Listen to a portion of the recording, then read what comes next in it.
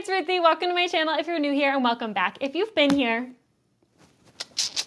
Today, I'm going to talk about chronic illness and dating.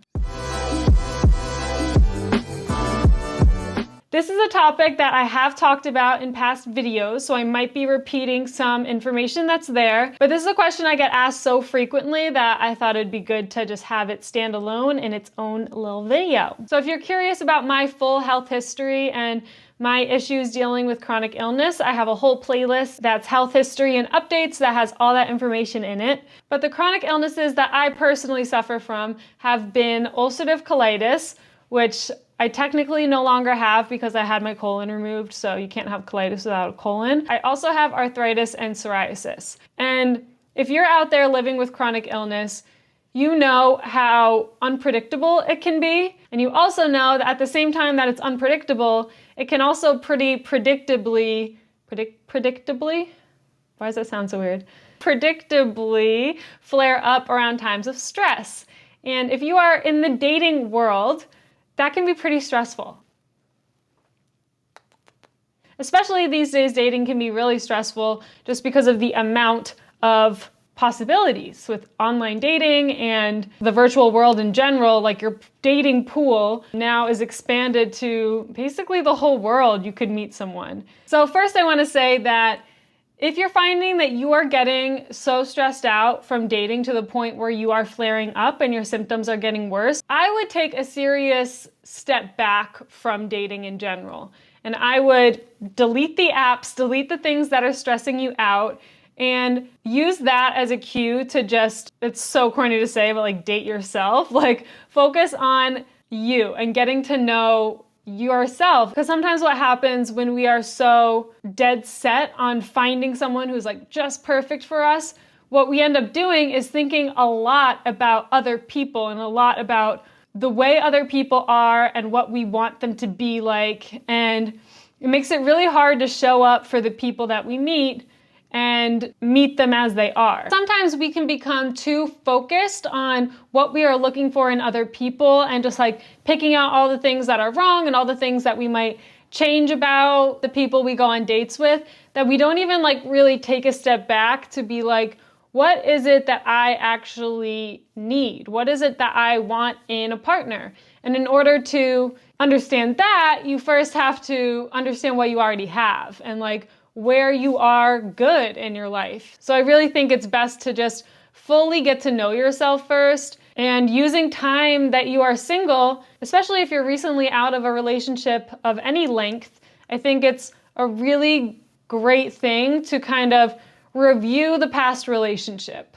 And if you've never done it and you've had a string of relationships, review all past relationships and take your time doing this. Notice the things that come up for you. Think back to certain arguments you've had that maybe you can see in a different light now that you're not all wrapped up in the relationship. You can also think back to the things that were really great and the moments that you felt really connected to your partner, and write those things down. And you can kind of like cherry pick the qualities of past relationships you've had and decide what you are looking for in a partner, or what you're looking for in a relationship, if that is something that you want. I think also a key benefit from just taking time to yourself is to just figure out what kind of relationship you even want, what your true sexuality is, what your curiosities are. There's so many different ways to love and different ways to connect to others. It doesn't have to be this like classic monogamous,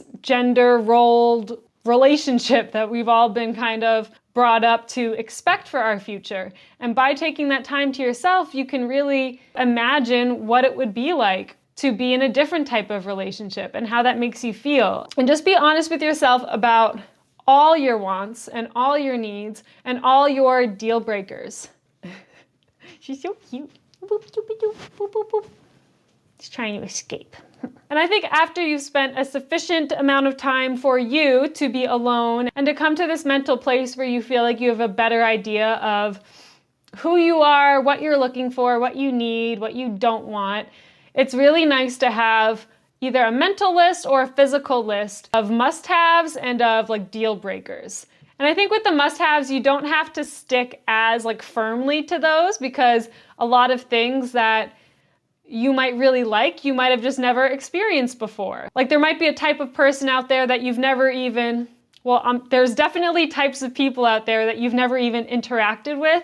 So there could be things that you're completely missing on this must-have list, or things that you really believe that you need that maybe when you don't have, you don't miss it. Or maybe there's other things that make up for it, you know? But I do think the deal breakers is really important, because in honoring your own deal breakers list, it's where you really build your own self-esteem and create clear boundaries for what you are allowing and how you are allowing yourself to be treated and what is unacceptable. And it is completely okay, and it is a strong and powerful thing to have deal breakers. Things that if someone does, it's a no. There are definitely people who can do something that's on your deal breakers list and then convince you that it's okay. If you're dealing with chronic illness, especially, you cannot have any vampires in your life. You cannot have any people who make your life more difficult. And I think it's really, really important for us who are dealing with illnesses that come and go and get really bad at times and then are okay at times.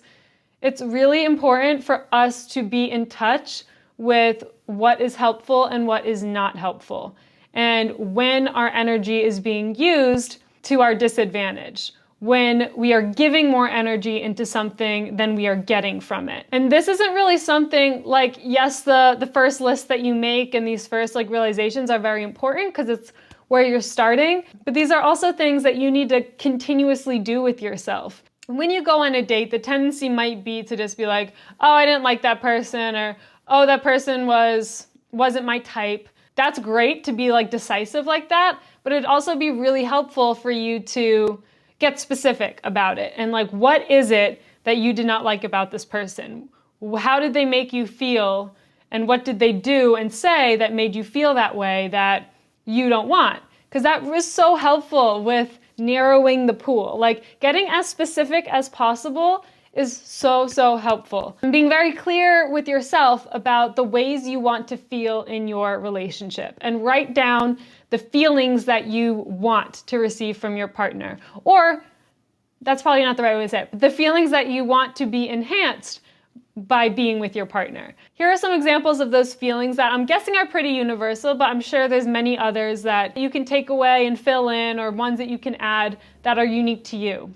You want to feel trusted. You want to feel trusting. You want to feel understood, seen, heard, loved, cared for. All of these things are so important to feel, especially dealing with chronic illness. I think there is a little asterisk that should be with being understood by your partner, because something really valuable that I have recognized in my experience is that another person understanding that they don't understand is just as good as being understood.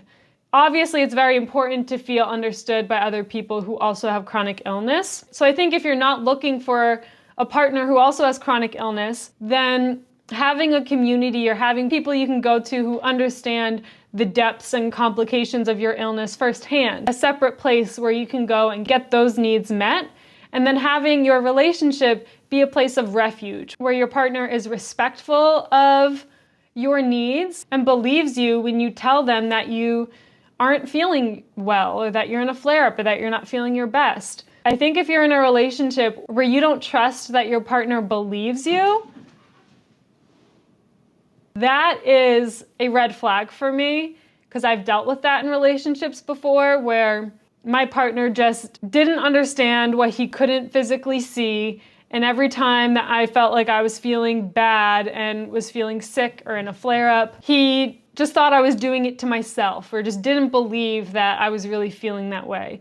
And that is a very toxic scenario to be in. So if you ever get any hints of that, I would run the other way. Not what you need if you are someone who is going through all this shit.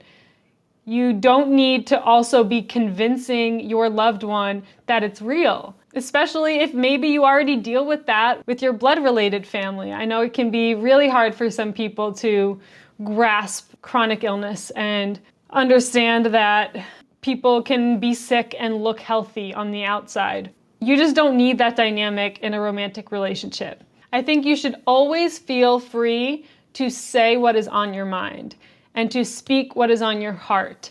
And if there's any things that come up where you feel a sense of splitting, where you're like, a part of you is feeling one way, but you're saying something different, that's not helpful or healthy. And also, that doesn't necessarily mean that it is that person's fault. I think these are things that are really conditioned in us, especially if you've had relationships in the past that have been toxic or abusive. You really learn this way of being where like you have to put on a show. I think this is enhanced even more when you have chronic illness, that you have to kind of act like you're okay, but on the inside you're feeling really sick and like you're hurting a lot. Just that feeling of being separate, where like your inside world isn't something you can share with the people outside of you. I think that's a habit and probably a learned survival skill in many situations. So when you first start dating someone, you might feel that tendency to hide away your illness, to hide away these deeper, more raw parts of you and put on a different face or speak something else to them. And I think that's somewhat okay, you know, for like the beginning of relationships, like that honeymoon phase. But eventually you're gonna need to test it out, what it's like to break that, what it's like to show this person what's really going on with you, what's really going on in your heart. And my boyfriend just said this today: if you feel something, say something. How that person receives what your truth is, what your honest feelings are, will tell you a lot about that person and if they're the right person for you. When it comes to disclosing your chronic illness, I think it is very necessary to do that as soon as possible. When I was online dating, I would tell people when we were texting in the app before we even exchanged phone numbers or before we even met, because it's something that is a really big part of my life. And I've said this a lot in other videos, but it really is a natural filter for people and for shitty people more specifically, because the way someone reacts to you telling them that you have this illness, especially if it's a more embarrassing illness like IBD or Crohn's disease, or if you have an ostomy bag, any of that stuff, it saves you a lot of time to just not even deal with the people who react poorly to that. Like if there's someone who makes you feel like weird and like you're gross or any of those feelings, if you get any of that from telling this person, like that saves you a lot of time. So you might as well tell them as soon as possible what you deal with, because yes, there might be more people who don't answer or don't want to deal with that, but that's great. Like you don't want to waste your time going on dates with people like that when it's not going to work. You want someone who is compassionate and caring and very understanding about what you're going through. So I wouldn't waste any time at all when it comes to disclosing your chronic illness, because like I said, it's really helpful for you to get as specific as possible and get to like the core of the way you want to feel in the relationship, and then the things that other people do that make you feel that way, just the personality traits that you are looking for, that are ideal for you to feel your best and to feel your most empowered and loved. And if there's someone who makes you feel judged or misunderstood or any of those things, don't waste your time. And there might be people that maybe they have a lot of other great qualities, but they're not so sure about your chronic illness or what it's really like. Then it's up to you if you want to spend more time with this person and maybe doing some work of your own to explain to them exactly how it is for you and see if you can get through to them. But personally, I wouldn't waste my time, just because, of course, with chronic illness, you have a certain number of spoons in the day, you have a certain amount of energy. And I think the energy going into a relationship should be an investment. Like, yes, you're putting energy into it, but it should be giving you just as much, if not more, energy back. And of course, there might be times, especially if you're not in a longer relationship, you feel like you're giving a little bit more and they're taking a little bit more, and then it might shift to you're taking a little bit more and they're giving it a little bit more. And there's some quote, I'll try to put it up here, that says like, a relationship isn't 50-50, it's like 80-20 and then 60-40, you know, like you're kind of like in a dance together.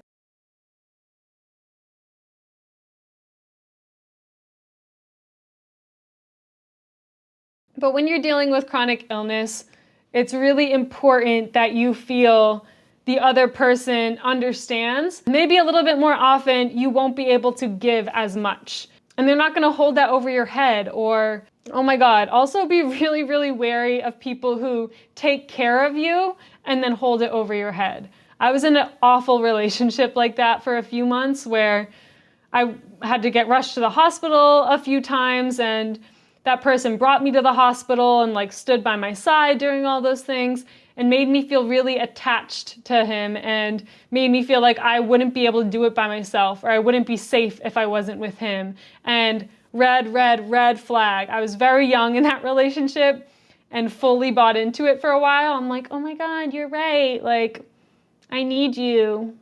What am I ever gonna do without you? Like, it's all bullshit. Don't let anyone ever convince you that you need them in order to survive or in order to be a better person. That is called codependence, my friend, and that is not love. That is not a relationship of love. That is abuse. And people with chronic illness, we are very strong and resilient people. And oftentimes I find we emanate. We emit a certain light of resilience and of strength and power, and it can really attract the vampires of the world who just want to latch onto your light and think that if they're with you, then they can grow more, or like they will be a better person for being with you. Because look what they're sacrificing. They're with someone who's sick. They've picked someone with a disability. And it's not your job to make anyone else better. It's not anyone else's job to make you better. We are all responsible for ourselves. And a lot of times there are many outside factors that make our lives a lot harder. If you are suffering from mental illness, if you are suffering from any physical chronic illness across the board, there are things outside of your control that are making your life harder. So you do not want to welcome anyone else in your life that is just going to be another manifestation of that. Another thing from the outside making your life more difficult. And if you are in a relationship or if you are dating someone for a longer term, having check-in days, maybe once a week, where you can reevaluate and be like, okay, am I happy with how I felt about us this week and how much I've put in versus what I've gotten out? So all in all, when it comes to dating with chronic illness, I think the main thing, the main takeaway from this is honesty. Honesty. And it has to start, of course, with being honest with yourself. Being honest with how you are doing, how your health is doing, how much energy you have to even give to a relationship, how much energy you have to give to dating. And if you don't have much, then take a step back from dating. Focus in more on friendships and on family and on relationships with people that do add something to your life. And if you are feeling really alone, then the internet. There are so many forums and so many virtual support groups and things where you can talk to people who have the exact illness that you have. Like, if you look into it, the possibilities are endless. You really can find people who understand you. All it requires is wanting to do so and Google and putting in the work. It's very easy to find others like you these days. So being honest with yourself if you even want to be dating, and maybe you just need connection in general. And maybe you want connection with friends and family and support groups and all that, and you need some sexual love in your life. You know, Tinder, and be very upfront with people that you aren't looking for a relationship and you are looking for a sexual relationship, a very casual thing. There is no shame in that whatsoever. Of course, being safe and using protection and being honest with any sexual partner you have. You might be a person who is really needing some of that in your life, some casual sex. And there's nothing wrong with that. There's no shame in that. But if you are a person who is in a stage of your life where you want something deeper and you really are craving to find a partner who understands you and can help enhance your life and bring you more love and connection and just that deeper relationship love, there are ways that you can get more intentional about it. Bodhi. But it always starts with being honest with yourself and about what it is that you need, what it is that you are looking for, how it is that you want to feel in a relationship, and writing all of that down. Just getting a clear outline and being honest with yourself in like a physical sense of where you're at, where you want to be, and how you can get there. And then also in a more emotional sense and how you are feeling right now, how you want to feel, and what things can someone else add to that to help you feel that way. If you're feeling lonely and misunderstood, closing your eyes and thinking of a time that you were with a friend or with a family member or with anyone where you felt understood and connected. And what was the conversation? What were the things you were talking about that helped you to feel understood and connected?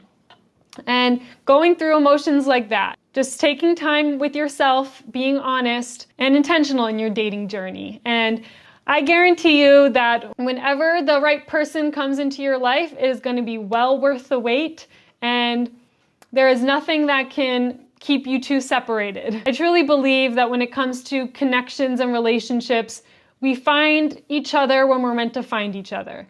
Each person you meet along the way is a part of that path. And I just truly believe that whenever you find your person that you are meant to be with, if you believe in that, it's all gonna make sense of why the timing happened the way it did. Even the painful parts of dating, because remember, it's just as valuable to know what you don't want as it is to know what you do want. You can narrow down and cut out a lot of shit just by knowing what you don't want or what is a deal breaker.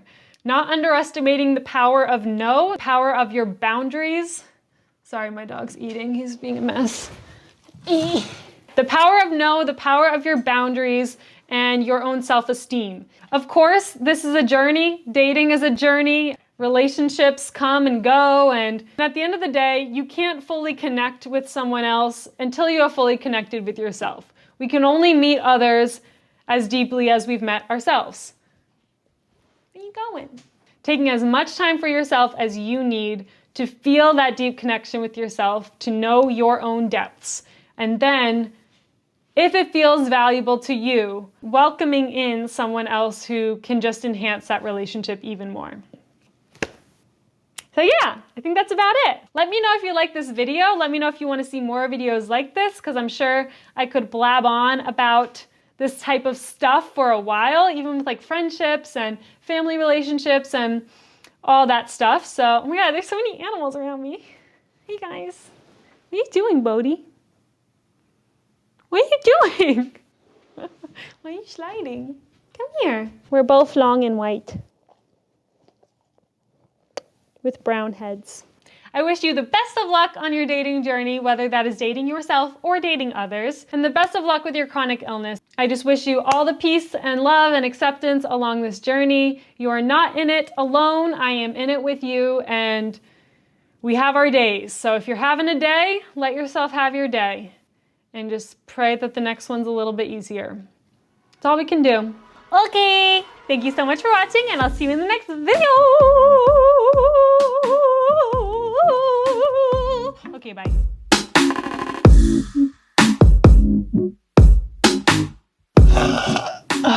Oh, yeah. Oh, you're so cute.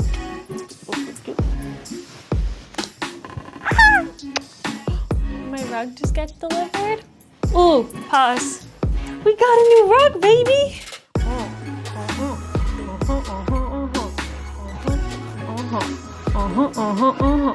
Football.